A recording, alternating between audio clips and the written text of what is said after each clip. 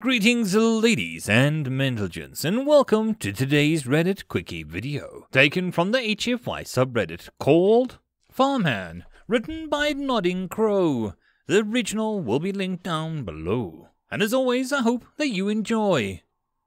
Kufk eyed the beehive nervously, and gripped the long twig in both hands. She'd seen Mama do this a dozen times, and every time she did this, she then brought back sweet sticky honey. She just had to be brave, like Ma. She jabbed the stick forward, sending the hive rocking on its branch, but not getting it to fall. She frowned and jabbed it again, and gave a slightly more aggressive swing. The hive fell to the ground and cracked against the rocks and the roots, and the air was full with a rising chorus of buzzing. Kufk turned and ran, claws dragging into the soft ground of the meadow as she screamed. A few dozen swarms seemed to take an interest in her and gave chase. The lizard folk's screams gave way to a nervous and raucous laughter as she flew through the tall grass.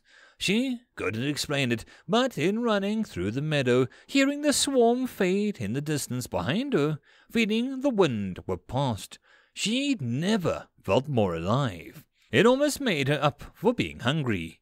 Her joy was cut short as she stumbled, foot catching on a rise in the earth and sending her sprawling into the dirt. She rose up with a curse and then quickly glanced around to make sure that Mama hadn't heard. She didn't like the naughty words. Instead, her eyes widened as she looked into the darkness of a cave. A circular burrow, well hidden in the light above and invisible from the road. But as wide as she was tall, she took a cautious step or two towards the tunnel, but balked at the stench of the cold air that drifted up at her. She smelled old meat and blood and unclean outhouse. It smelled of death. She took a hasty step back, but as the glinting pair of dark eyes looked out from her from the blackness, and turned and ran a second. She was already running by the time the third opened. Goblins didn't often hunt during the day, but who could really say no to fresh meat delivering itself to your door? The trio grabbed their knives and spears and ran out into the sunlight in chase. Kufk ran back towards the city walls as fast as her little legs could carry her, but the goblins' mouths watering as they pursued. She was fast, but not fast enough. The farmer sighed heavily as he dropped the empty bucket. He had been a hard couple hours. His fingers were sore and his back ached. Still, as he looked over the field, he couldn't help but feel a warm glow of satisfaction. Or was that just a sunburn? He laughed gently to himself as he turned back towards the farmhouse. He really needed to hire a couple farmhands at some point, but then it wouldn't be his. A stupid sentiment, perhaps. He paused by the door, a faint prickling on the back of his neck. An enchantment almost forgotten, an old soldier's best friend. The farmer grabbed his scabbard from where it hung near the door and looked over the fields surrounding his home. Hand on the amulet that he wore around his neck. A couple of merchants argued near the city gates. A child played in the long grass. A pair of hawks swooped and crashed in the air. All was quiet, peaceful, and normal. The prickling intensified, and the amulet grew warm in his hand. Another glance, and perhaps... He watched the young lizard folk out in the grass. Its movements were erratic, panicked, or just excited and playing a game. It looked behind itself, and he could almost hear a scream as it fell, or of the coarse, bellowing laughter of its kind. The amulet was certain the farmer swore. Some things never changed. Trust in your colleagues, trust in your gear, and trust in your gut.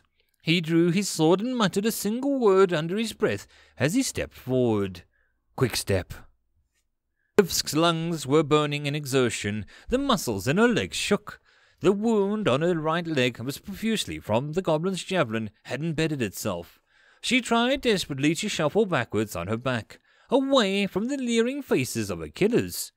So close, but so far, one of them raised its knife and... A crack like thunder, and a figure was standing right behind her, as if it was from nowhere. Blade raised. It stepped over her, positioning itself between her body and the goblins as they scampered back to reposition.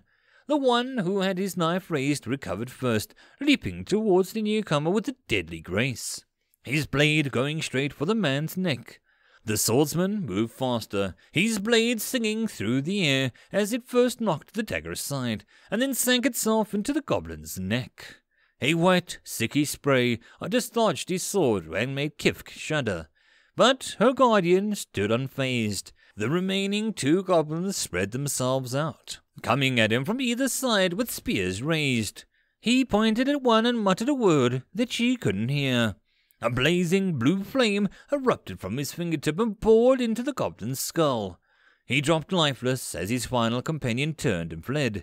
The swordsman, no, the mage, simply bent down and picked up the dagger, dropped by the first kill. With an almost effortless flick, it spun through the air and buried itself into the goblin's back, and the beast fell to the ground motionless. The human turned to her, and then his face weather-worn and spattered with gore. Cold, hard eyes looked at her, into her, and Kifk shrank away. His face softened, and he wiped the blade with a cross before kneeling down to look at her leg. A moment of agony, and he pulled the throwing spear out, then blissful relief as he poured something onto the wound. The flesh knitted itself together, the scales fused over. A healing potion, and a good one at that. Kif doubted that Mama could afford one of those if she saved up for a year. "You're right, kid." The human's voice was deep and rough. The voice was shouting orders and chaos of battle, of parleying with kings and generals alike. "Yes, my lord." The young drake shuddered and bowed her head as best she could. The human skilled in blade and magic had to be a knight, or something worse. The man chuckled, threading his sword through his belt, and pulled her up to her feet. "Not any more, kid. Please call me John. What were you doing out here? Ugh, gods. What's your name?" "Kifk, Sir John. I was trying to gather honey." Her stomach grumbled meaningfully at the thought, and the human looked back. "Just John, Kifk. I'm retired from that life now. I'm a farmer and nothing more. Come on, let's get you back to the city. The watch will want to know what you stumbled on. Did you see any more?"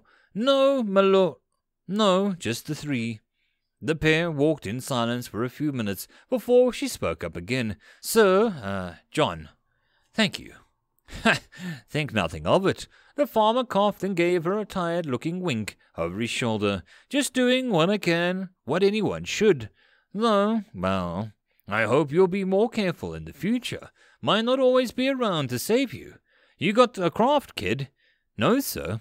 The scales on Kif's snout darkened in a blush. "Ma can't afford to get me into the schools, and, well, not many people here want to hire drakes anyway." Well." John rested a hand on his hilt, leaning against the fence and running the other hand through his beard. "I'm in need of a farmhand. It's tough work, but I will teach you and pay you fairly. Could you teach me to fight, sir, to help others to not need you in the future?" John's face darkened at that, and when he spoke his voice seemed lost in an otherworldly distance. "It's a terrible thing, kid, to kill. Are you sure you want to learn that?" "No, sir," Kif faltered, her tail drooping. Had she asked the wrong question? "Good. Correct answer." He turned and entered his farmhouse. A rattling wooden doors and a clang of metal, a curse that made Kif giggle, and he re-emerged with a woven sack in his hand. "Bread, cheese, smoked pork should be enough for you and a few others. Eat well, sleep well, and meet me just after sunrise tomorrow." He pressed a pair of silver pieces into her hand, and she stood dumbfounded, and by a short sword. "I will teach you once the work is done. After all, farming can be dangerous, but always remember that to kill is an option of the last resort. I'll teach you more tomorrow." He gave her a smile and turned back to his door, before turning back with one last addendum. "Hey, don't tell the watch that I can cast, all right? After all, I'd hate for them to pull me out of retirement." And that, my friends, is the end of this Reddit Quickie. I hope that you enjoyed. If you'd like to support this channel, there are numerous ways to do so, listed in the description down below. The easiest and best way would be to share this video and my channel as much as possible. I'll see you all in the next video, and I hope that you have a good one until then. Cheers.